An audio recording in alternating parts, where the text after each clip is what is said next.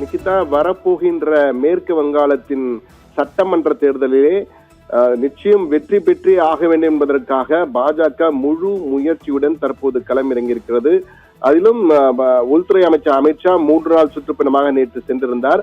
நேற்று செய்தியாளர் சந்திப்பு நடைபெற்ற பொழுது அமித்ஷா பல கேள்விகளுக்கு பதிலளித்து வந்தார். குறிப்பாக மேற்கு வங்காளத்திலே 3 முறை தொடர்ந்து ஆட்சியில் இருக்கும் மம்தா பானர்ஜியை வீட்டுக்கு அனுப்பும் வகையில் நாங்கள் செயல்பட்டுக் கொண்டிருக்கிறோம்.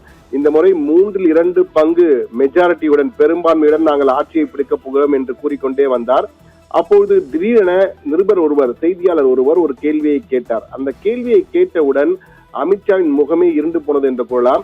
அது என்ன கேள்வி என்றால், 75 பாரதிய ஜனதா கட்சியை பொறுத்த மட்டுமே 75 வயதுக்கு மேற்பட்ட தலைவர்கள் எல்லாம் வழிகாட்டு தலைவர்களாக மாற்றப்படுவார்கள், அவர்களுக்கு பெரிய பொறுப்புகள் கொடுக்கப்படாது.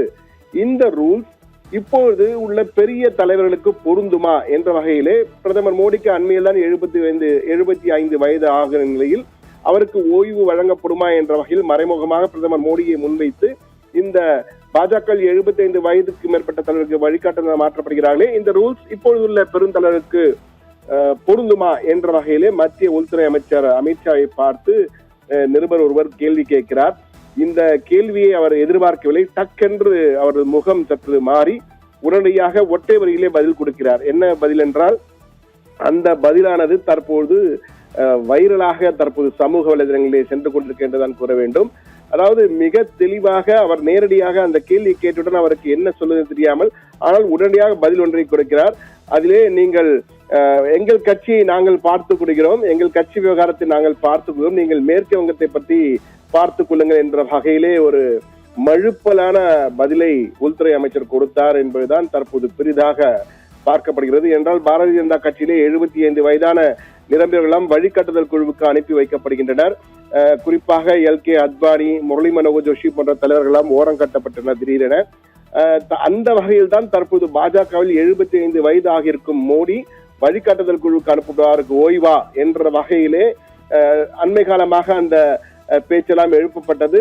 தற்போது திடீரென மேற்கு வங்காளத்தில் நடைபெற்ற செய்தியாளர் சந்திப்பின் பொழுது இந்த கேள்வியை கேட்டவுடன் அமித்ஷாவின் முகம் மாறி உடனடியாக எங்களின் கட்சியை பற்றி கவலை கொள்ள வேண்டாம், மேற்கு வங்கத்தை பற்றி நீங்கள் கவலைப்படுங்கள் என்று சிரித்தபடியே மழுப்பலாக கூறிவிட்டு சென்றார். இந்த வீடியோ தான் தற்போது வைரலாக சென்று கொண்டிருக்கிறது. அந்த வீடியோ காட்சி தற்போது நீங்களும் பார்க்கலாம்.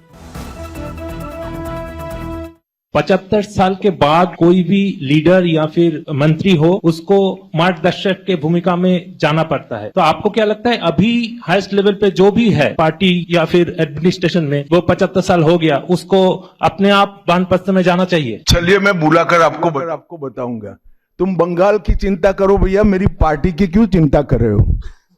75 साल के बाद कोई भी लीडर या फिर मंत्री हो, उसको मार्गदर्शक के भूमिका में जाना पड़ता है। तो आपको क्या लगता है, अभी हाईएस्ट लेवल पे जो भी है पार्टी या फिर एडमिनिस्ट्रेशन में, वो 75 साल हो गया, उसको अपने आप वानप्रस्थ में जाना चाहिए? चलिए मैं बुलाकर आपको बताऊंगा। तुम बंगाल की चिंता करो भैया, मेरी पार्टी की क्यों चिंता कर रहे हो? இந்த 75 வயது ஆகிவிட்டதால் மோடி ஓய்வு பெறுவாரா என்ற ஒரு கேள்வி பரபரப்பாக விவாதமாக சில மாதங்களுக்கு முன் பேசப்பட்டது அவர் பிறந்தநாளை அடுத்து. இந்த சூழ்நிலையில் தற்போது மேற்கு வங்காளத்திலே இந்த கேள்வி மீண்டும் வைக்கப்பட்ட போது அவர் நேரடியாக பதில் சொல்லாமல், எங்கள் கட்சி நிர்வாக கட்சியை பற்றி கவலை கொள்ள வேண்டாம், மேற்கு வங்கத்தை பற்றி கவலைப்படுங்கள் என்ற நிருபருக்கு அவர் பதில் கூறிய விதம் மழுப்பலாக இருப்பதாக அங்குள்ளோர் பேசியிருக்கிறார்கள். இது மேற்கு வங்கத்தில் உள்ள செய்தித்தாள்கள் எல்லாம், நாளிதழ்கள் எல்லாம் இன்று தலைப்பு செய்தியாக வந்திருக்கு என்று கூறலாம். அந்த அளவுக்கு பரபரப்பாக இந்த செய்தி பேசப்பட்டிருக்கிறது. எது எப்படி இருந்தாலும் உள்துறை அமைச்சரின் இந்த செய்தியாளர் சந்திப்பில் கேட்கப்பட்ட கேள்வியும் அதற்கு அவர் அளித்த பதிலும் ஒரு பெரும் பரபரப்பை சமூக வலைதளங்களில் ஏற்படுத்தியிருக்கின்றதான் கூற வேண்டும். நிகிதா.